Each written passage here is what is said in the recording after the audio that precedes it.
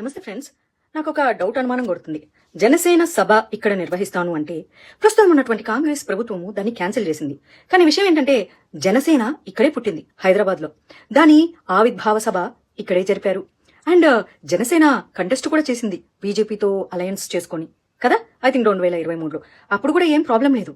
And also ఆంధ్రాలో పుట్టి పెరిగిన వాళ్ళు తెలంగాణ సెక్రటేరియట్ లో రాజకీయాలు చేస్తామంటే కుదరదని అంటున్నటువంటి రాజకీయ నాయకులు. అదేంటి, ఆంధ్రాలో పుట్టి పెరిగిన వాళ్ళు తెలంగాణలో చేయకూడదా? కూడదు. ఎందుకు కూడదు? అలా అయితే మరి మీ సోనియమ్మ ఎక్కడ పుట్టి పెరిగింది? అట్లాంటివన్నీ అడగకూడదు నువ్వు. ఓహో, మరి రాహుల్ గాంధీ వచ్చి మీటింగ్లు పెట్టొచ్చా? ఇవన్నీ అడగకూడదు. మరి బీఎస్పీ పార్టీ వాళ్ళు పెట్టొచ్చా? అవి కూడా అడగకూడదు నువ్వు.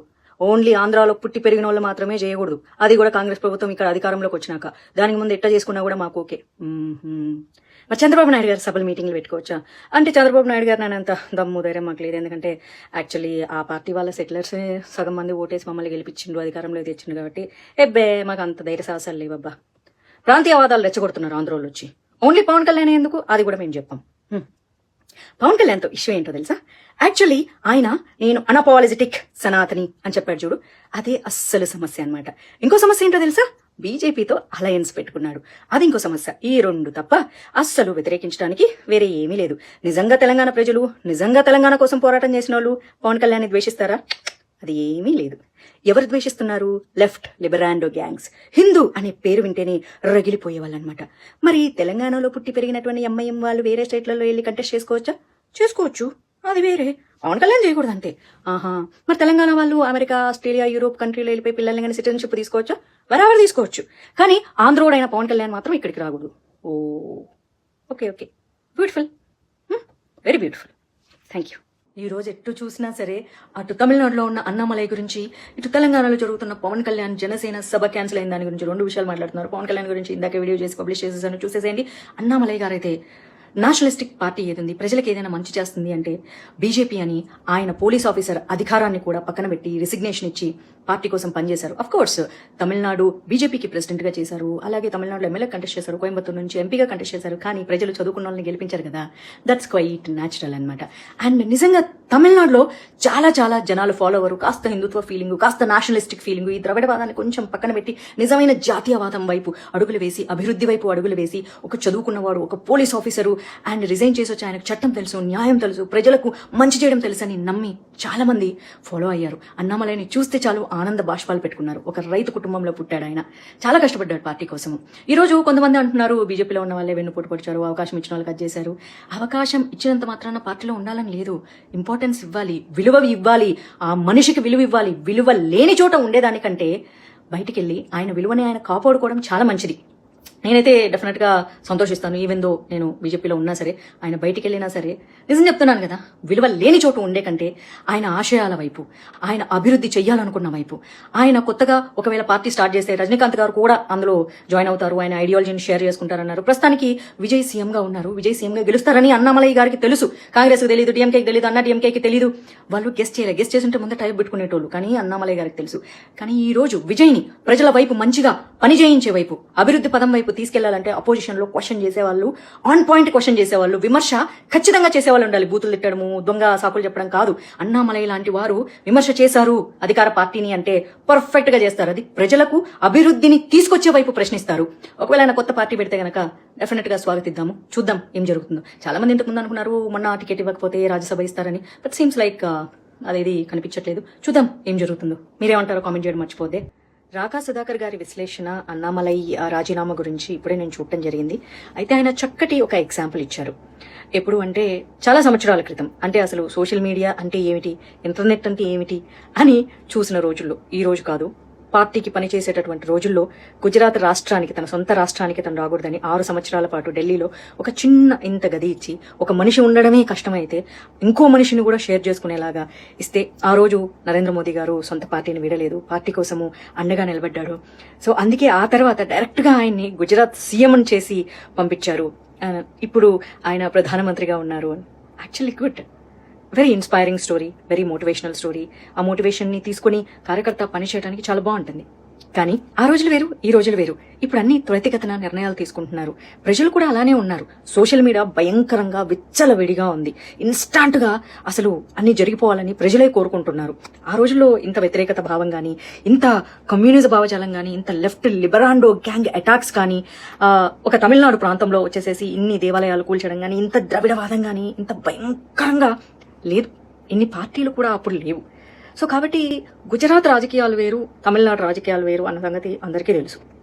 అండ్ బీజేపీ ఎప్పుడు మొత్తం హోల్ పార్టీకి మంచి అయ్యేలాగే నిర్ణయాలు తీసుకుంటుందంటే ఎస్, ఇప్పుడు నేనెంత, నా నాలెడ్జ్ ఎంత, పార్టీకి మంచి అవుతుంది, వ్యక్తికి మంచి అవ్వకపోవచ్చు. బట్ గుర్తుపెట్టుకోవాల్సింది ఏంటంటే 90s period different, 2026 period different, ఖచ్చితంగా డిఫరెంట్. ప్రజల ఆలోచన సరళి మారింది. అండ్ మోడర్న్ ఉన్నారు, టెక్నికల్ గా ఎదిగారు. అండ్ 360 degrees ఒపీనియన్స్ తో అటాక్ చేస్తూ ఉంటారు, అబ్యూస్ చేస్తూ ఉంటారు. అండ్ అన్ని ఎన్నో కోరుకుంటూ ఉంటారు. సో కాలానుగుణంగా మనిషి మారాలి, కాలానుగుణంగా అభిప్రాయాలు మారాలి, కాలానుగుణంగా సిద్ధాంతాలు మారాలి, కాలానుగుణంగా పనిచేసే విధానం మారాలి. ఇంకా 90s పీరియడ్ లాగానే ఉంటాము అంటే ఇట్ డజంట్ వర్క్. ఏ రకంగానూ అది వర్కౌట్ అవ్వదు.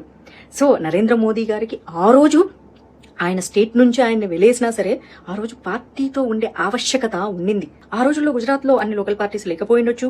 ముఖ్యంగా వచ్చేసి కాంగ్రెస్ లాంటి నేషనల్ పార్టీ అది 100% దేశద్రోహ పార్టీ. సో అలాంటి పార్టీలో ఆయన ఉండలేరు. But Tamil Nadu is completely different. So people evolve అవుతున్నారు. There are lot of parties. And అక్కడ బేసిక్ గా నేషనల్ పార్టీస్ ని దేన్ని కూడా రానివ్వరు, ఇంక్లూడింగ్ కాంగ్రెస్ ని కూడా రానివ్వరు. సో కాబట్టి అప్పటిది ఇప్పటికీ అప్లికేబుల్ అనేది అవ్వదు, ఎందుకంటే జనాల్లో మార్పు వచ్చేసింది. So both are different examples. బీజేపీకి కట్టుబడి వాళ్ళు ఉంటారు, నేను కూడా ఉన్నాను. రూపాయి ఆదాయం ఉండదు, రాజకీయం అంటేనే సేవ, అది అందరూ తెలుసుకోవాలి. అండ్ ఇంత పదవి కూడా ఉండదు.